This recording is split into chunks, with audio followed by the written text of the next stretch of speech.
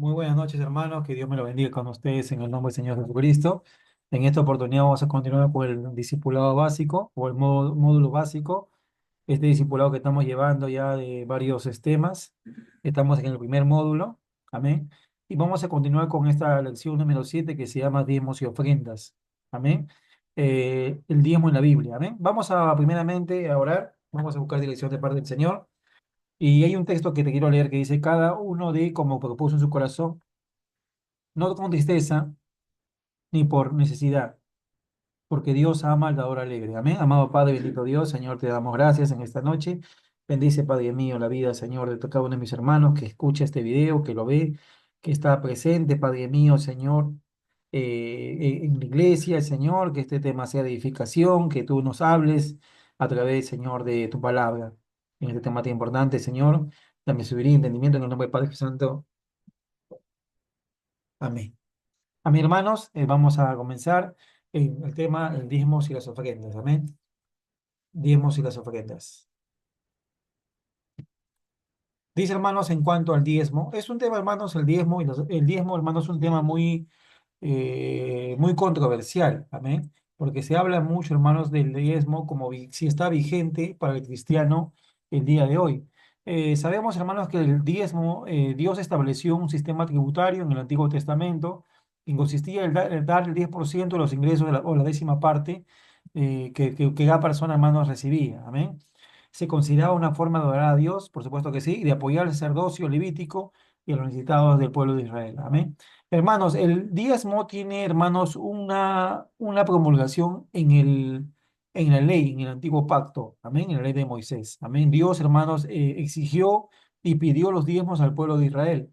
Amén. El pueblo de Israel, hermanos, tenía y estaba obligado a presentar este tributo y el diezmo, hermanos, al Señor. Amén. Ahora, este diezmo que se daba, hermanos, tenía, hermanos, tres puntos importantes, como le digo, ¿no? Primer punto que era para Israel. Amén.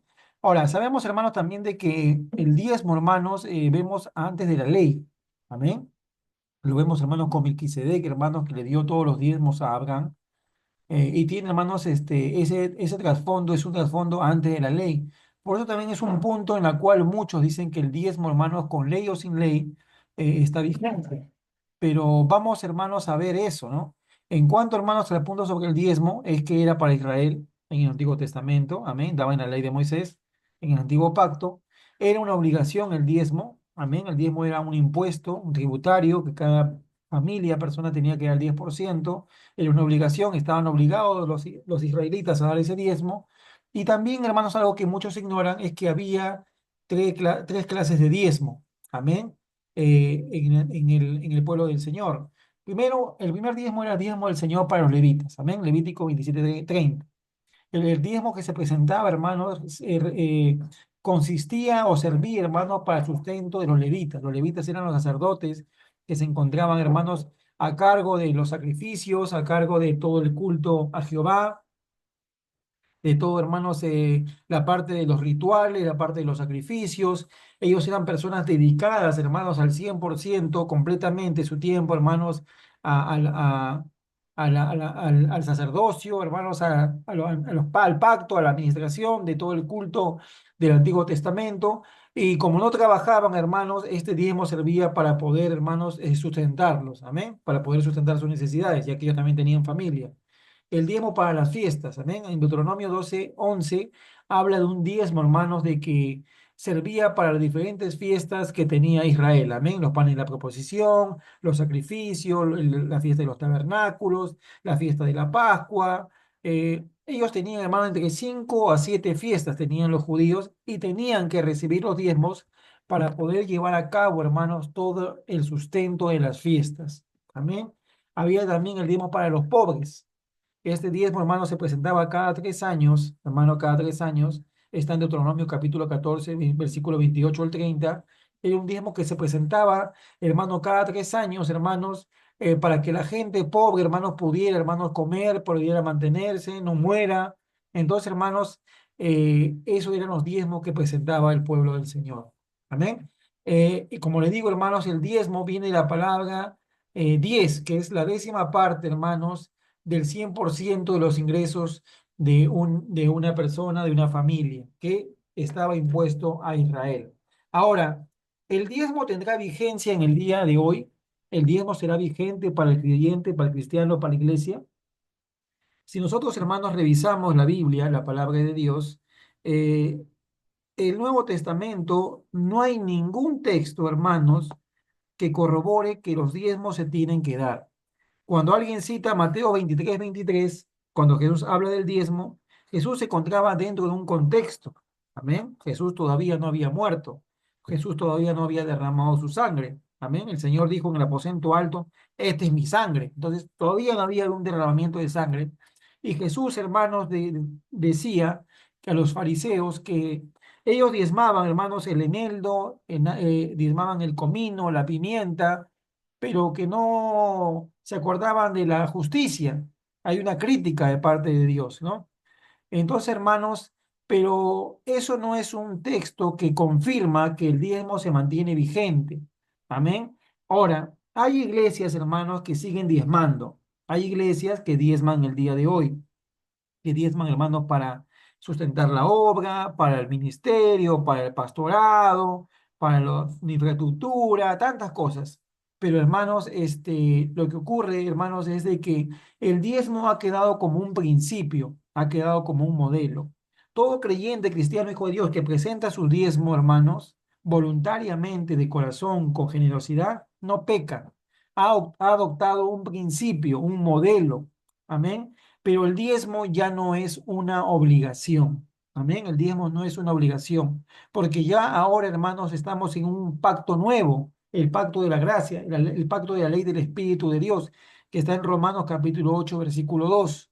Ya no puedo dar solamente el diezmo, yo puedo dar el 10%, el 20%, el 30%, el 40%, el 50%. Tengo libertad para dar más que el diezmo, ¿no? Porque el diezmo era para Israel bajo el contexto de la ley del antiguo pacto. Amén.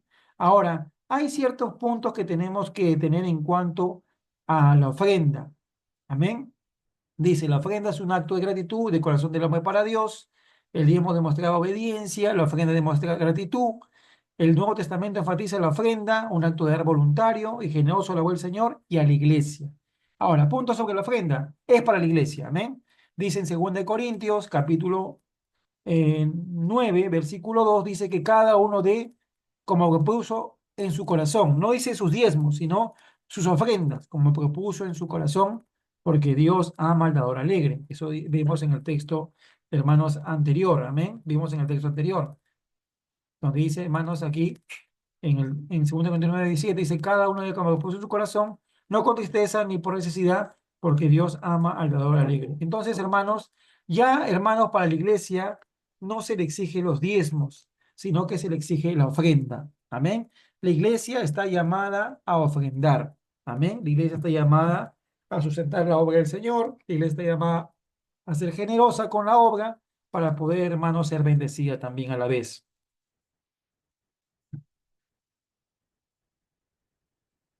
Entonces, hermanos, punto sobre la ofrenda. Es para la iglesia, basada en el nuevo pacto, Romanos 8:2. Es voluntaria, se hace de corazón, por agradecimiento, y Dios ama al dador alegre. Amén. Ahora, en cuanto a la ofrenda, hermanos, que debemos ofrendar al Señor, hay una cosa muy importante. Dice, hermanos, en 2 Corintios, capítulo 9, voy a leerlo de nuevo. 2 Corintios, capítulo 9, voy a irme a la Biblia, hermanos, la fuente de la verdad. 2 Corintios 9 dice 7. Cada uno dé como propuso en su corazón, no con tristeza ni por necesidad, porque Dios ama al dador alegre. Entonces, la ofrenda, hermanos, tiene que ser una ofrenda, hermanos, primeramente voluntaria. Aunque es, hermanos, un mandato ofrendar, es un mandato ofrendar, Dios, hermanos, nos pide las ofrendas, pide que seamos generosos con la obra, que apoyemos la obra. El ofrendar va a ser el medio por la cual Dios nos va a bendecir. Amén, hermanos, porque dice la palabra del Señor que el que siembra escasamente, también segará escasamente, y el que siembra generosamente, generosamente también segará. Entonces, hermanos, Dios habla de que si nosotros sembramos escasamente, tendremos, hermanos, poca recompensa. Pero si nosotros sembramos generosamente, nuestra recompensa va a ser abundante. Entonces tiene que ser voluntaria. La ofrenda tiene que ser voluntaria, la ofrenda tiene que ser con alegría, no con tristeza. Hay gente que tiene pena ofrendar, hay gente que tiene pena dar a Dios. Entonces, no con tristeza, sino con alegría. Amén. La ofrenda tiene que ser generosa. Amén. Según de Corintios 8, 3, 4. Y hermano, tiene que haber expectativa en nuestra ofrenda. Cada vez que ofrendamos, tiene que haber expectativa de que vamos a recibir algo. Dice la palabra del Señor, que el que siembra poco, poco cosechará, y el que siembra mucho, mucho cosechará. Amén. Entonces, hermanos, Dios va a recompensar conforme a lo que nosotros estamos ofrendando. Amén. Ahora, ¿para qué están destinadas las ofrendas? Amén. Las ofrendas, hermanos, están destinadas para ciertos puntos importantes. A veces, hermanos, no la iglesia, sino el mundo critica, ¿no? Critica, hermanos, eh, critica muchas veces, hermanos, que la iglesia pide dinero, que la iglesia pide plata, que en la iglesia solamente te piden dinero para que el pastor se engorde, para que el pastor tenga su carro, para que el pastor tenga su auto, pero hermanos, esto no es así. Amén. Es verdad que muchas iglesias, hermanos, han hecho, hermanos, negocio de los diezmos, negocio de la ofrenda, hermanos. Es verdad, hermanos, que muchas personas se han enriquecido, hermanos, con el Evangelio y han usado el Evangelio como medio, hermanos, de ganancia deshonesta, como medio de usura, de avaricia, de querer, de codicia, hermanos. Es verdad también, hermanos, de que muchas personas y muchos pastores y muchos hombres de Dios, hermanos, destinan las ofrendas con buen fin. Amén. Hay una buena administración de las ofrendas. Hombres temerosos de Dios que han dado, hermanos, una no un mal uso, todo lo contrario, sino un buen uso, hermanos, a las ofrendas que hacen los fieles en la iglesia. ¿Para qué están destinadas las ofrendas? Uno, construcción y mantenimiento de infraestructura. Amén. Templos, hermanos, pagos de recibos, de luz, de agua, de internet. Hermanos, la iglesia hace, hermano, uso de un local. Ese local tiene que ser sustentado, tiene que tener mantenimiento. Se paga la luz, se paga el agua, se paga internet. Hay lugares donde se paga el wifi, donde se paga el aire acondicionado. Hermanos, hay lugares donde hay tanques de agua, luces. Hermanos, también proyectores. Entonces, todo eso, hermanos, necesita un mantenimiento. Amén. Mantenimiento, hermanos, de los templos, mantenimiento de los pisos, de los techos, todo requiere, hermano, un gasto. Amén. Ahora también hay compra de equipos, computadoras, fotocopiadoras, no son eternas, las computadoras se malogran, se reemplazan, se malogran, se compran otras, se ensamblan, se arreglan, se restauran, todo requiere, hermanos, un gasto. Amén. Esas ofrendas deben ir para esas cosas. Compra de equipos, mantenimiento de equipos, de fotocopiadora, instrumentos de música, hermanos, teclados, hermanos, guitarra, batería, bajo. Hay ministerios que tienen varios hermanos, aún tienen saxo, tienen trompeta, tienen charango, tienen bombos, batería. Entonces, todo, hermano, las ofrendas van a ir a esos puntos, ¿no? Compra de parlantes, compra de mobiliarios, pizarras, móviles, mesas, sillas, muebles. Hay todo un sinfín, hermanos, de compras. Amén. Entonces, hermanos,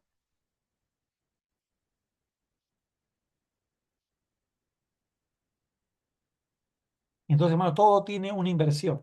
Ahora, financiamiento también, hermanos, de materiales de evangelismo y discipulado.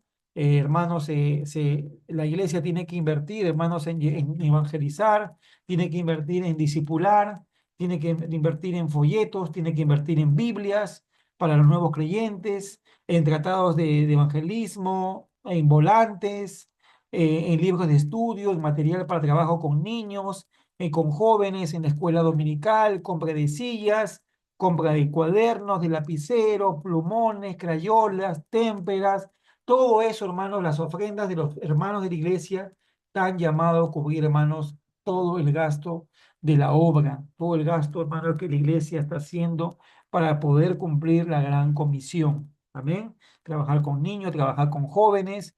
Y también otro punto importante, hermanos, por la cual están destinadas las ofrendas, hermanos, es el sustento de pastores y obreros.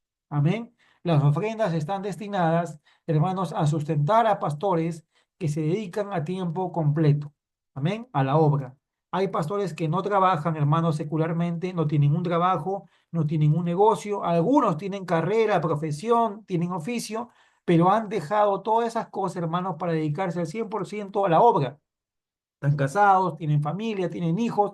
Entonces la iglesia, hermanos, tiene el llamado de sustentar a esos pastores y a sus obreros. La Biblia dice que el obrero es digno de su salario. Entonces, las ofrendas deben cubrir el gasto, hermanos, de los pastores que están a tiempo completo, de los obreros que están dedicándose a la obra, dedicándose a abrir obras nuevas en otros lugares, salario para pastores de tiempo completo. Hay ofrendas para obreros, hermanos, personas que todavía están trabajando secularmente, pero se les apoya con pasajes, se les apoya con una ofrenda de amor para que puedan dedicarse, hermanos, sin ningún impedimento a la obra.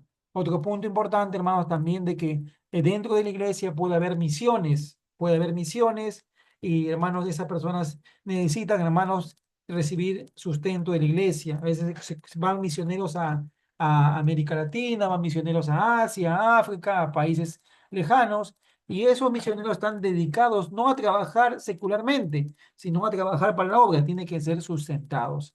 Entonces, hermanos, es muy importante que nosotros entendamos de que estamos llamados a dar, amén, estamos llamados a dar, amén. Aunque ahora, hermanos, ya no presentamos nuestros diezmos, porque el diezmo, hermano, ya no ha quedado como una obligación. El diezmo fue dado a Israel, pero toda aquella persona que diezma, si hay un cristiano que diezma, no peca, porque está usando el diezmo como un principio, como un modelo. Amén. Si tú, hermano que me escuchas, decides dar el 10% a la obra voluntariamente, con un corazón generoso, con un corazón voluntario de amor, no pecas. Dios te bendice, pero ya no hay un límite. Puede ser 10%, puede ser 20%, puede ser 30%.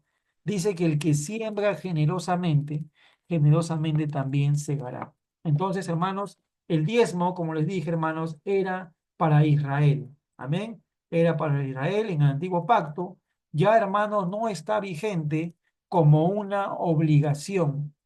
Puede, hermano, ser practicado como un principio, como un modelo, como un medio en el cual yo decido dar el 10% de mis ingresos, mas ya no es una obligación, porque ahora el creyente está llamado a dar más. Amén. Hay una mayor exigencia. La Biblia dice que si un hombre eh, codicia a una mujer, ya dice que adultera con ella. En el antiguo pacto el hombre tenía que ser encontrado para ser acusado de adulterio. Entonces, la exigencia en la gracia es mayor, cuanto más hermanos, en el manejo, hermanos, de nuestro dinero. Amén. Si nosotros creemos, hermanos, que Dios nos ha dado todas las bendiciones, eh, esposo, esposa, hijos, casa, hogar, sustento, abrigo, comida, trabajo, oficio, negocio, todo le pertenece al Señor porque la Biblia dice de Jehová es la tierra y su plenitud. Creemos, hermanos, que Dios se merece que lo podamos honrar con nuestras ofrendas. La ofrenda, hermanos, es el medio por la cual tú vas a recibir bendición y vas a ser bendecido. Aquella persona que es tacaño con Dios, que es mezquino con Dios, que no da la obra, hermano, no va a ser bendecido. Amén. Estamos llamados a dar, estamos llamados a presentar nuestras ofrendas. Aunque es verdad que ya no diezmamos como el antiguo pacto, eso no nos exceptúa de diezmar, de dar a la obra. Tenemos que tener un corazón generoso. Hay muchas necesidades en la iglesia, no solamente espirituales, no solamente, hermanos, eh, de otro índole, sino también materiales. Amén. La iglesia necesita sustento. La iglesia necesita, hermanos, tus ofrendas. La iglesia necesita que tú des. Si tú quieres diezmar, gloria al Señor. Si tú quieres dar el 20, 30%, gloria al Señor, hermanos. Ya no tenemos límite ya. Ahora, hermanos,